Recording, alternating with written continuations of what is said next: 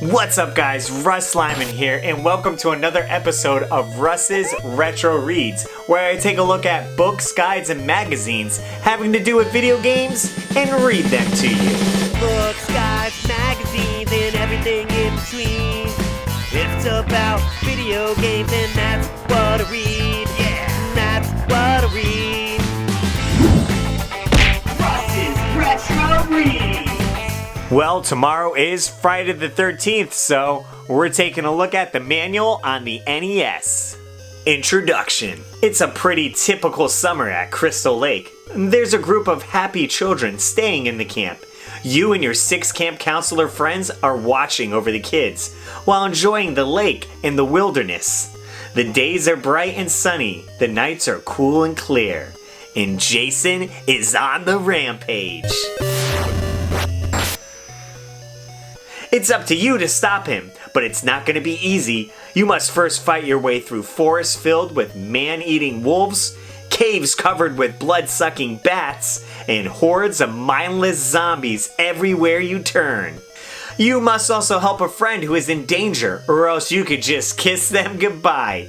And hiding in a cabin or staying adrift in a canoe won't keep you safe. Jason will find you anywhere.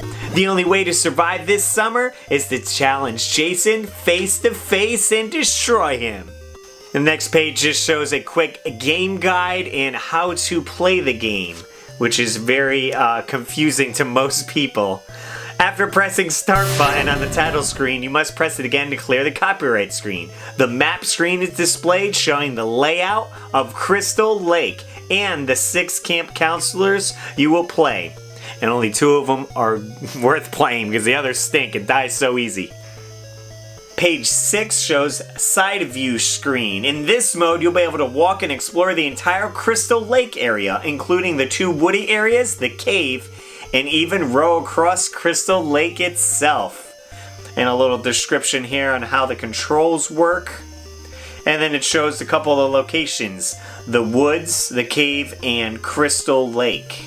Moving on to page 10 and 11, it shows your camp counselors here: George, Mark, Paul, Laura, Debbie, and Chrissy. And the deadly enemies and hazards here. It shows the zombies, wolves, crows, bats, Jason's mother, and Jason himself. While moving through the main areas in and around Crystal Lake, you'll encounter the following scary things.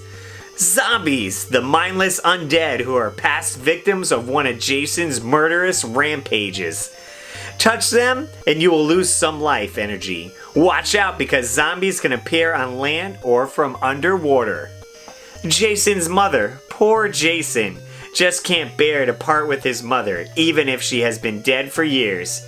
He keeps her ghostly head in the same room where he stores his weapons. A frightening watchdog against anyone fool enough to seek out his secret hideaway. And that's where you can either obtain one of the weapons or Jason's mother's sweater. And of course, Jason, last but certainly not least, is the main threat to safe camping. The Maven of Mayhem, the Sultan of Slash, the ghoul that everyone loves to hate, Jason! He'll attack out of nowhere and disappear just as quickly. And then it just gives you a quick rundown of some of the weapons and power items on page 12 here. Stones. Counselors start out armed only with stones. They are the weakest weapon. Definitely the worst. They suck. So get rid of them. Try to get the knife. More powerful than a stone, they have a greater effect when used against an enemy. You could also get a torch, machete, and an axe as a weapon. Lighter. This also allows you to light the fireplaces in the big cabins. Pretty much useless. Vitamins lets you heal an injured counselor so they continue with the battle. You could get a flashlight, lets you see better in the cave. Messages gives you clues on where items can be found. A key allows you to open whatever locked doors you might find. Pitchfork, this is a powerful weapon. The one weapon that can really harm Jason. Use it to finish him off once and for all. And then of course the sweater. This used to belong to Jason's mother. Wear it and he will not harm you. And then finishing it off, it gives you some strategies on page 13 here. Different counselors are better at some things than others. Some are slow, stronger, etc. You should try to keep the slower moving counselors in the cabins around the lake so they can be on hand to rescue the children if Jason strikes. The woods are a good place to pick up extra vitamins for curing yourself or the counselors. You should pick up as many of them as you can in the beginning of the game before it becomes night and the wolves come out to prowl. Try to destroy as many zombies as you can while you explore. This will allow you to earn more powerful weapons as the game progresses, and you'll be able to fight off Jason more effectively. And it finishes up with use the faster counselors as scouts to go out and find weapons. Then make sure you distribute them among the other counselors with the pass option. This will improve the counselors' odds for survival.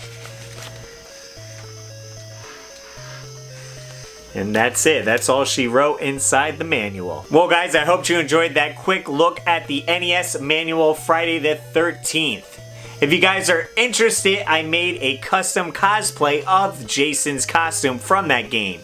You can check out the video at the end of this or in the links in the description down below.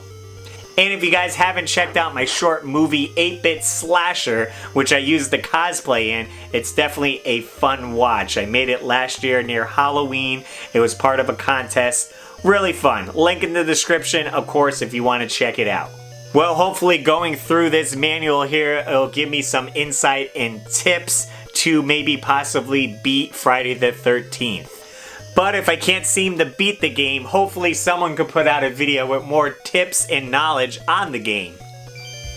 Well, guys, that's going to do it for this episode. Thanks so much for watching. Make sure to hit the thumbs up and subscribe if you haven't already. And, as always, gamers, I'm Russ Lyman, and keep your world fun bit by bit.